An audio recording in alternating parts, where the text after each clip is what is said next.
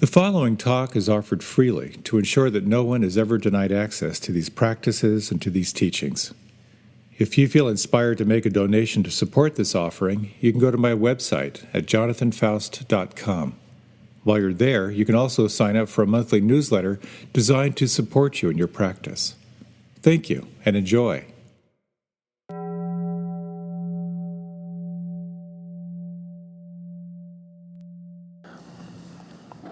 I'd like to share a story that my mother loved to tell, and she swore it was true. It was a friend who knew someone.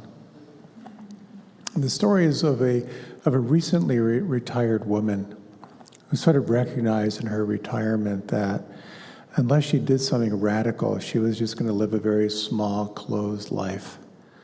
And so she thought, I've always wanted to learn how to ski. So she went to a beautiful ski resort, got all the ski accoutrement and so forth, and checked in.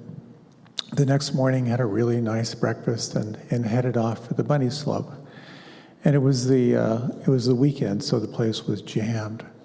But this is her first instruction, so she kind of got her skis, and there was a waiting in line, a long, long line for the bunny slope. And this was right by the area where people waiting to take the lifts, up to the top of the mountain. And so she's standing in line, people had lots of questions, and it was a really, really long wait, and she realized that she had way too much coffee for breakfast. And she couldn't take it anymore. She didn't know how to get down without instructions, so she kind of sidestepped over to these bushes, kind of figured out how to undo her ski bib and was squatting down in these bushes. And then suddenly, her skis started moving. And she went past everyone waiting in line, past people on the bunny slope making their way down, past all the people on the gondolas heading up, and past all the people who were waiting in line for the gondolas, and all the way down past where everyone is having their breakfast. And so she made it all the way down. Finally, her skis came to a stop. She figured out how to undo them. She zipped herself up.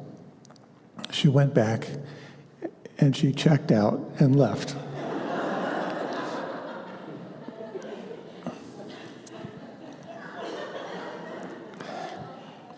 So why do we find that so funny? Well, it could be you. I'd like to talk about something tonight that can really help to provide you an opportunity to see more clearly into the really ephemeral teachings of no self or anatta. It's a real portal to seeing more clearly. When you have the presence to look at it closely, it can really change your life, and there are opportunities every day. And the doorway, this portal, is embarrassment, taking a close look at embarrassment. There are other subgenres of this. There's humiliation, there's awkwardness, self-consciousness, even shame. But I'd like to talk about this kind of through the lens of how the Buddha explored life. There's a really interesting metaphor of how the Buddha was very much like a doctor, sort of like diagnosing the sickness. And the sickness is suffering and stress. So it's sort of first identifying the problem, and then the diagnosis, and then the cure, and then the path to healing. So the challenge is we encounter embarrassment and awkwardness and self-consciousness all the time in life. I saw this, someone had this on Twitter. I just tried on a coat in TJ Maxx. It was the coat of a customer trying on another coat.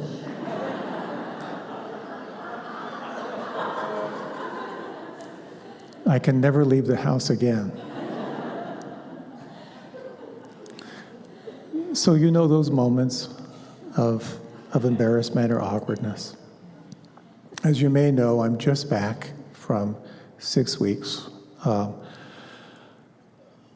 a writing retreat. I kind of suspended everything, for this.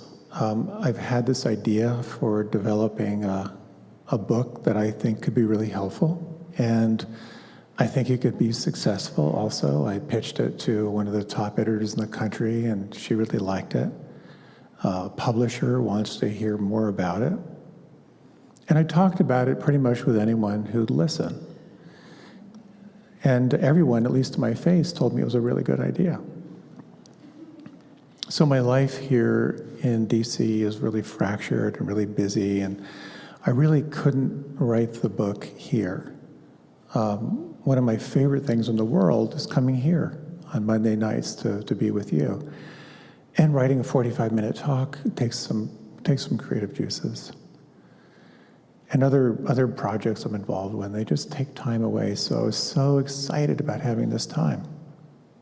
I also suspended the year of living mindfully this whole year to give me time to develop this. So this was my holy grail. I've been anticipating it, thinking about it. And in hindsight, I talked about it too much.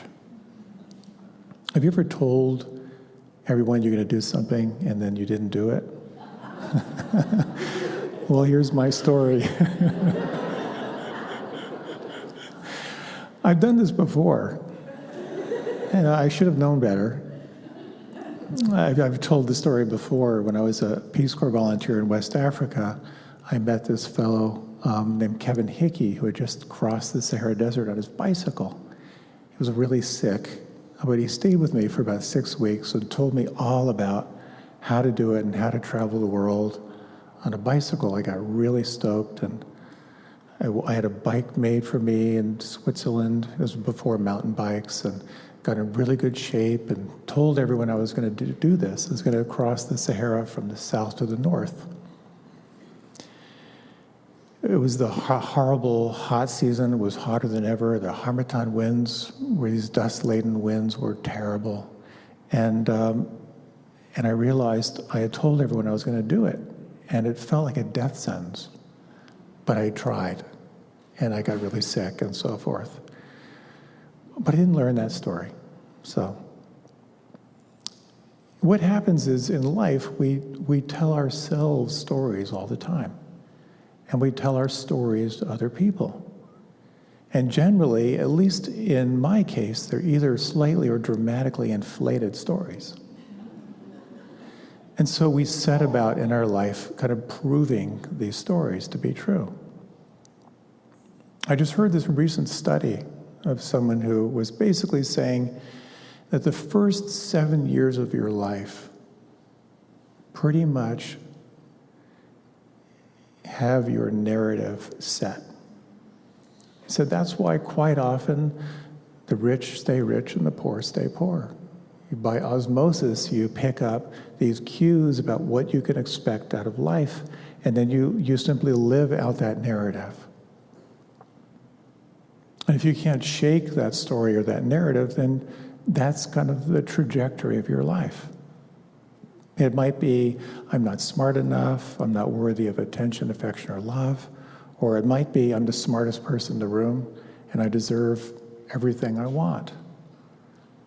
But the more attached you are to your story, the more you're going to burn. And at the same time, when you can transcend your story, you open up to what Deepak Chopra famously calls the field of infinite possibility. So what happened to me on retreat was, about a week in, I started getting what felt like the flu. And then the flu got worse. And I really don't enjoy getting sick. I mean, I really don't like it. And because of that, I eat super clean. I tend to be kind of paranoid about my health. And I've always been paranoid about Lyme's disease, because we have a little dog who loves running through the underbrush and so forth. I went to a clinic, and it looked like my symptoms were Lyme's.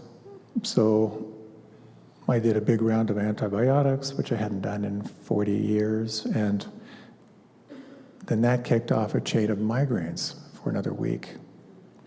So I lost at least 2 full weeks of being really, really sick in the middle of my plans. And so I got to explore what happens for me when things don't go my way. The classic reactions that we all have when our plans aren't fulfilled, it's either going to be some form of aversion, anger, judgment, blame, or there's going to be some form of disassociation, or some kind of freezing up inside, some kind of paralysis. For me, it was all 3. But the judgment was really on myself, just real self-incriminating judgment. Creatively, I felt paralyzed. I just couldn't get into any kind of flow. I wasn't really depressed. They say depression is anger without the energy, but there is something in there as well. I was so laid low by the symptoms and by the headaches. I didn't have the firepower to kind of think my way through it. So it was just day after day after day of really feeling awful. And usually what happens is when we're stuck, we sort of stay stuck, stewing in our juices until something creates a shift. For many of us, it's when we bottom out, or we recognize that the pain or the stress or the suffering that we're enduring is just too much. One of my saving practices on the Cape, living right on the bay, was swimming every day, doing kind of long-distance swimming, which is something I really love. And once the flu stuff passed, even with the migraine, I'd go out and I'd swim. I didn't swim in the ocean. You may have heard there's a fatality on Cape Cod where we used to go boogie boarding. So I swim on the bay side. It's a lot calmer and fewer sharks. So I decided to go swimming one day, and on the bay side of Cape Cod, depending on which way the currents are flowing, the water's either really quite warm or really quite cold.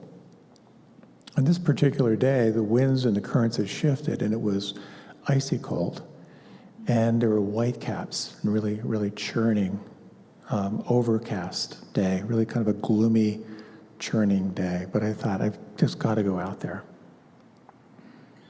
So normally when I swim, and I try to swim close to shore, because the sharks don't come in, hypothetically, too shallow.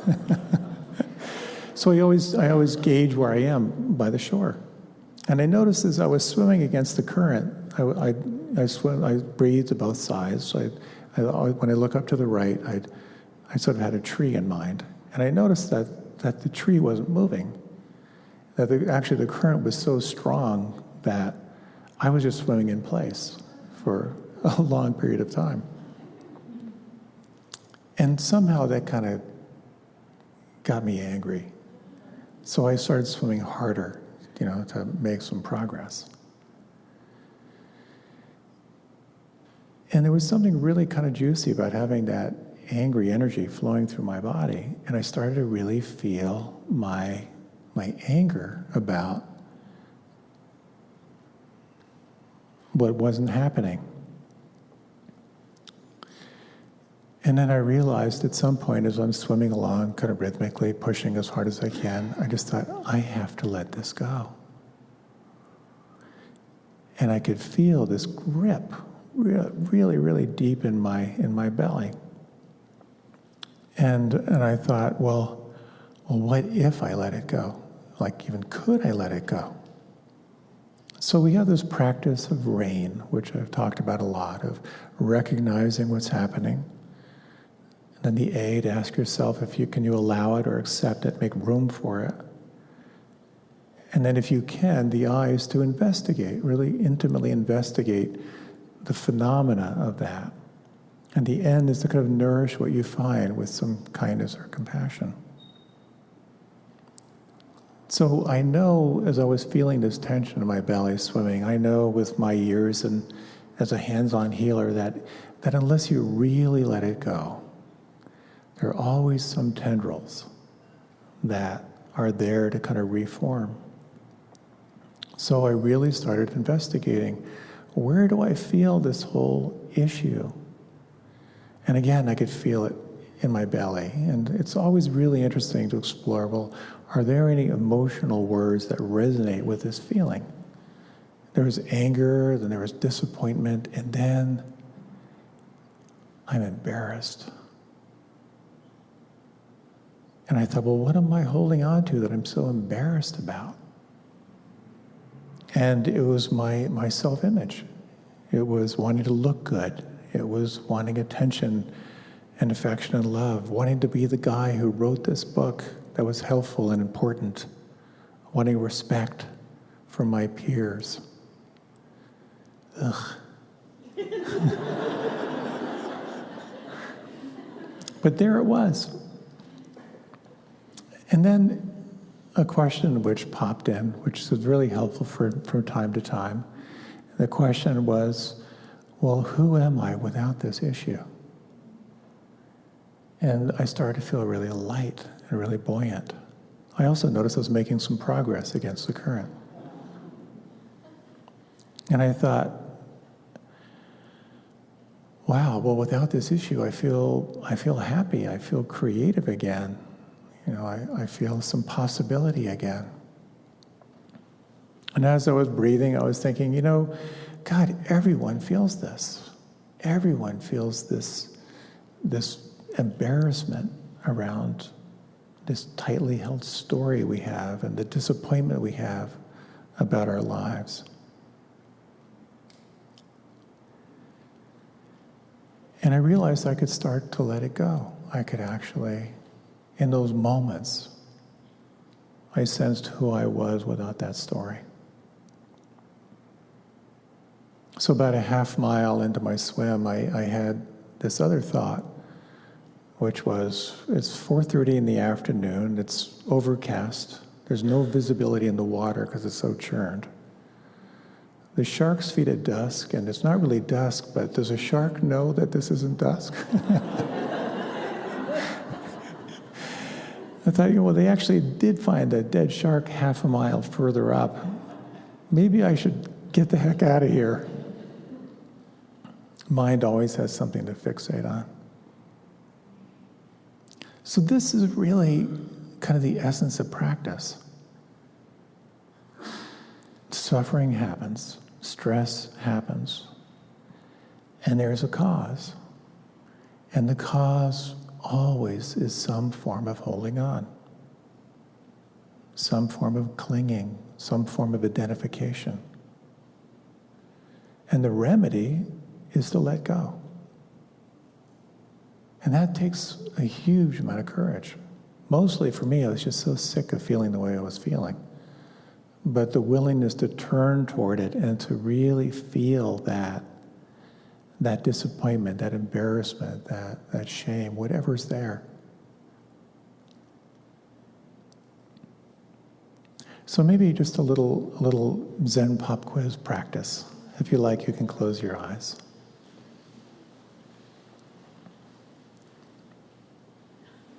You might take a moment just to slow down your breath, call your attention back to your breath again.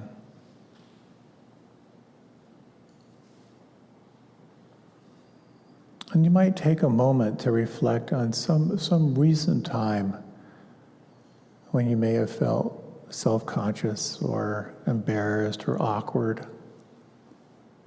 Maybe not a big thing, just a little thing. If you can't think of something, you just make it up, just for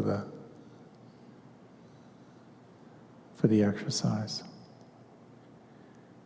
And as you recall this moment of self-consciousness or awkwardness, can you feel it? How intimately can you feel that on the inside? Does it feel okay to investigate it? Can you make room for it, allow it?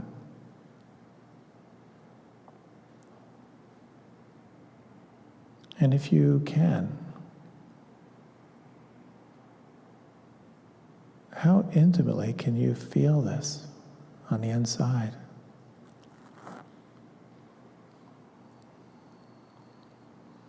Are there any emotional words that resonate with this feeling?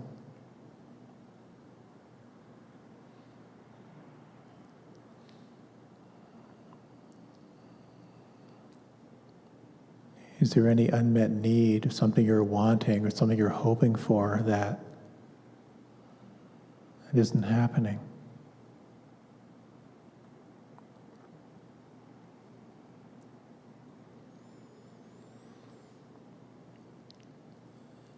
And can you bring a sense of kindness or empathy to this?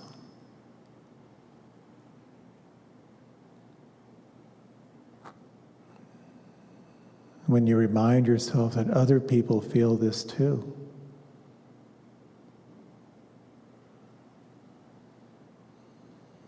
What's that like inside?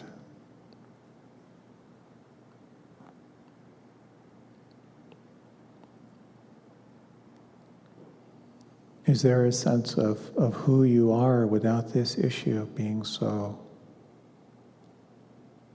alive?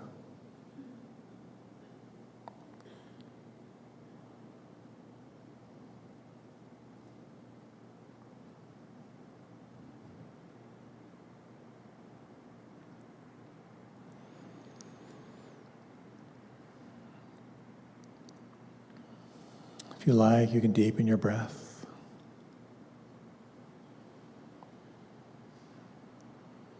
And if you like, you can open your eyes, or you can remain with them closed.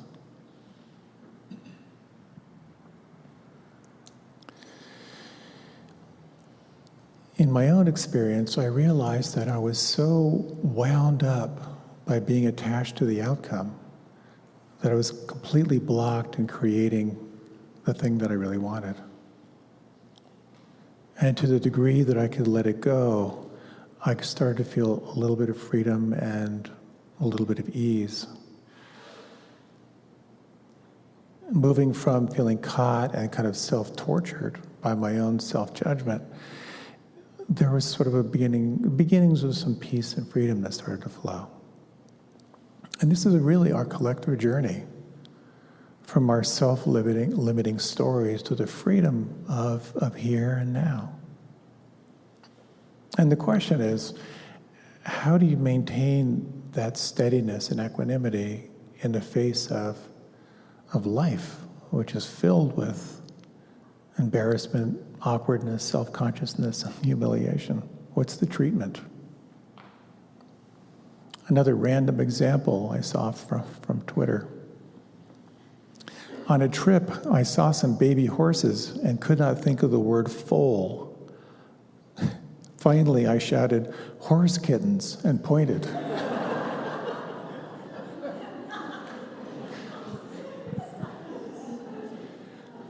The truth is, we do moronic things all day long.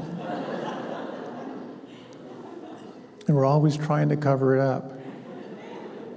It was Hegel who said that everything that we do, is to soothe our anxiety. So you work that extra 15 hours a week to avoid the feeling of failure. Or you smile in a conversation to avoid feeling humiliated by someone's hurtful comment. Or you tell yourself you're doing great when you really know on a deeper level that you're not. So the question is, what works for you? When you look back on your life, what are the elements that support you? It's so important to remember that meditation is a reality-based practice. It's not about positive thinking, it's not about negative thinking, it's about realistic thinking. So a few things that can be very helpful. One is to ask yourself, what do I really want? Quite often when you sit with that question, you may find that's transcendent of your projects is perhaps what you really, really want is to be free. You want to be happy no matter what the externals. That can be a really powerful inquiry in the face of embarrassment or self-consciousness. Being happy and free is more important to me than this clenched feeling inside. The second thing is to really learn the practices that help you move from your story to what is true. The fundamental practice of mindfulness is extraordinary because it's all about either being identified with the narrative or being awake in the here and now. The more you practice, the more you'll find that you're less and less identified with your story. And just that 5 or 10% less opens up unimaginable possibilities. Because instead of reacting to everything in life, you're beginning to respond to what happens in life. Dramatic difference. Another thing to explore is to surround yourself with truth tellers. This is really the power of like-minded community, or the power of Sangha. That when you're surrounded with people who really want to know what's true, very, very different than people who are simply looking for others who are going to reinforce their own particular story. And that is the amazing power of spiritual friends, like-minded friends. The fourth thing is to really explore what it means to be helpful, to really be of service to others, to really be in that question of, how can I help? There's really nothing that's more dramatic than helping you shift out of your story into a much larger framework that is healing for everybody. So the paradox in this story from my writing retreat was really the more willing I was to look into my own embarrassment and self-consciousness, I was able to feel a sense of freedom that I hadn't felt in a long time, because I was pretty wound up around that story. And something pretty magical opened up as well. Another conflict I had with this writing project over the last number of months is that another creative opportunity showed up, and they were very much in conflict. So I was really torn between my attachment to this writing project and this other thing that was showing up.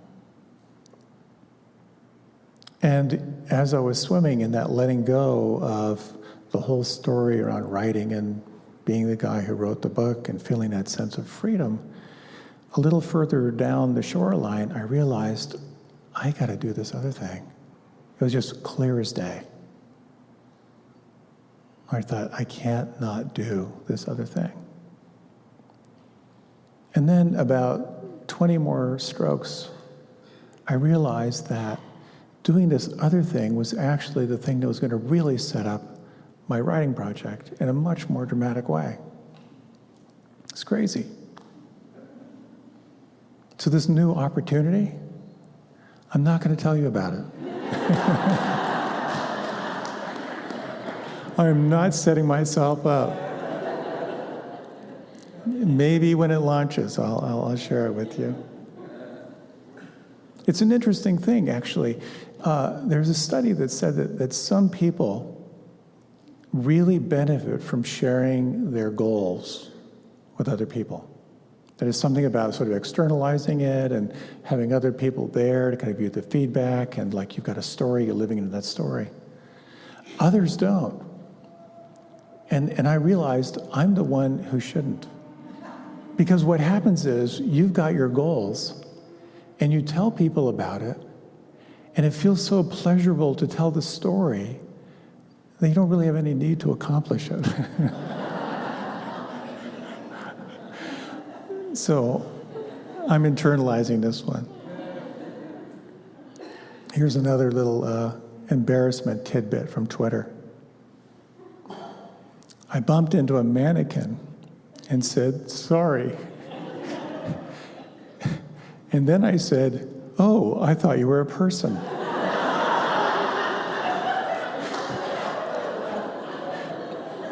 Then I realized I was still talking to a mannequin.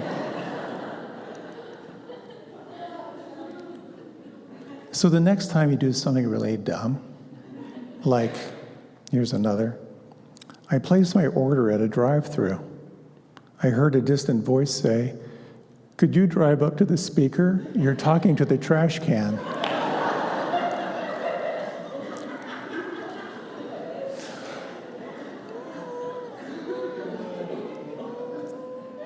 So when you do something unskillful, and you suffer the inevitable waves of embarrassment, awkwardness, self-consciousness, and shame, it's really helpful to remember that you can let it go.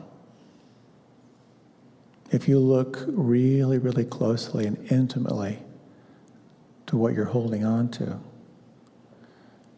you'll see that it's a story. It's a false sense of the self. And this becomes a really interesting element of any spiritual practice. Any spiritual practice, I think, ultimately is pointing toward the question, so who are you? That's what we inevitably open to when you are practicing concentration meditation, where you have an anchor and you are focusing on the breath, and the mind wanders and you bring it back, and the mind wanders and you bring it back. It's a tremendously helpful practice. It's a gathering. You're gathering energy, you're building energy, you're developing a sense of presence that can help you to ride all kinds of waves of physical discomfort and mental agitation and emotional turbulence. Something wakes up in that practice of coming back again and again and again. And some traditions refer to that as the witness. That you have the capacity to observe the self. You can observe your sensations. You can observe your emotions. You can observe your thoughts. You can observe your beliefs. You can observe your habits. You can observe your character structure and how it's working in the world. And that points toward a real sense of freedom. When you have access to the witness, that quality of non-judging awareness, you have something that everyone's looking for. A real sense of freedom and possibility. But it points even beyond that. What it really points toward is, so who are you really?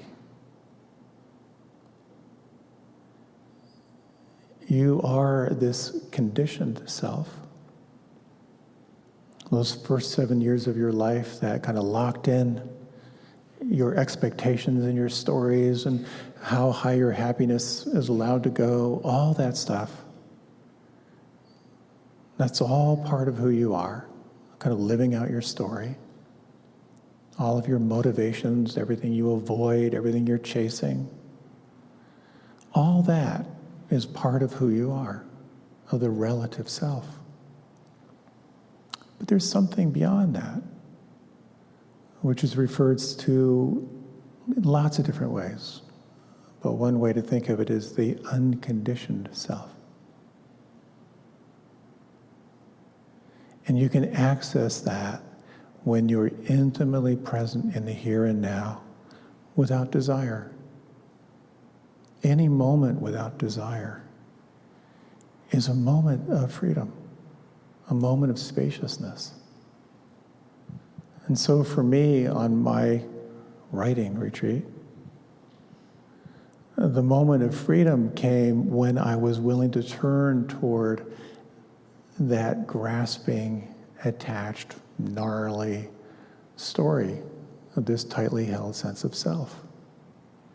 And paradoxically, when I, in my own faltering way, was able to let it go, new possibilities woke up for me. And that's possible in any moment for all of us. When you find yourself, it's a verb, selfing, acting from that sense of self, there's the possibility of pausing, the sacred pause. Just to recognize it, just see it. Pause, ask yourself, can I just make room and just see this playing out in front of me right now? And then investigate. Notice what's holding on. Where's the grasping? Where's the gripping? What's that all about? And inquire, can I let it go? And there are different ways to do that. One is to really feel it. Can I let go of that clench right at my solar plexus? You can ask, who am I without this story? Who am I without this belief? And then pay attention or listen. And you may find an expansion, some possibility open up. And the real alchemy here, I think, is in the nurturing quality. Can you bring the lubrication of compassion or empathy to yourself? That lubrication can be really transformative. And one of the other questions that's part of this is to really inquire and really reflect on how other people feel this too. And that includes when you feel your own grip of holding on, when you really inquire deeply, do other people feel this too? You realize it's a much larger phenomena of the human experience. And that sense of empathic opening can be quite expansive. And equally, when you feel a sense of release or a sense of freedom, other people feel this too. Can open up the field in a really powerful way.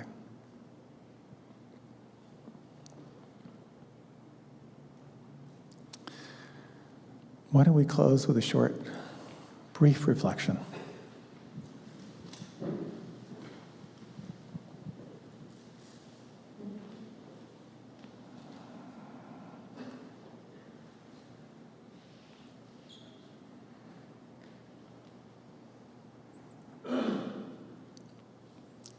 Again, you might sense, what is it like right now to relax and feel and receive this moment?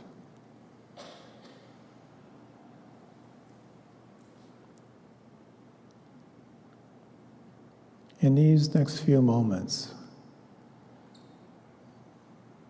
who are you in the absence of desire?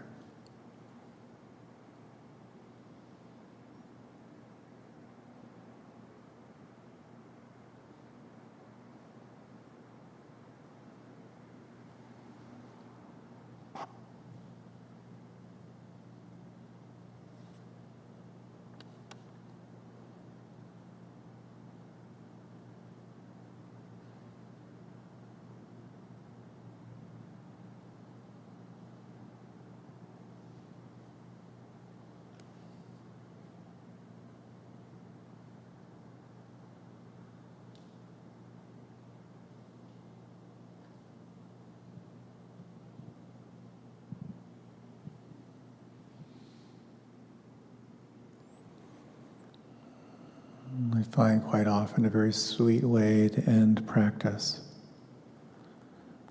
is to bring into mind someone you know who may be struggling right now. And take these moments to wish them well.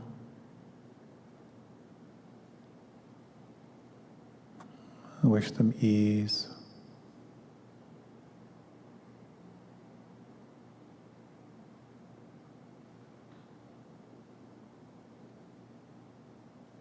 You might let that well-wishing spread out to include others who just spontaneously come to mind. May you feel free. May you feel peace. May you feel happy.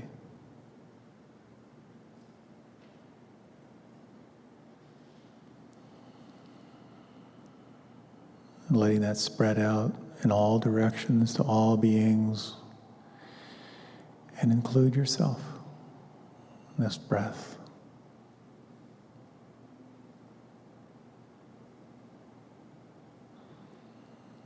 May all feel free. May all feel peace. May all feel happy.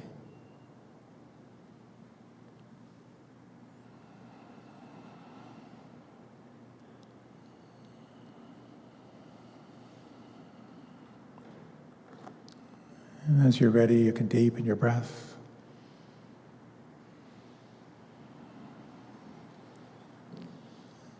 And as you're ready, you can let your eyes open.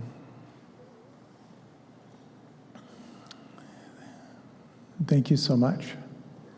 Thanks for coming out tonight. A few quick announcements. Mindful dialogue is happening with Ray and Tara right afterward. There's awesome mindful movement before class if you're not aware. If you'd like to sign up for the mailing list, please feel free. Thank you so much for your support that keeps this whole thing flowing. Next week is Columbus Day, so we'll have no class, and we have our spring retreat, our fall retreat, happening next week as well. So see you in 2 weeks. I look forward to it. Have a wonderful time. Happy trails. Oh, tea and cookies. I just saw the cart go by.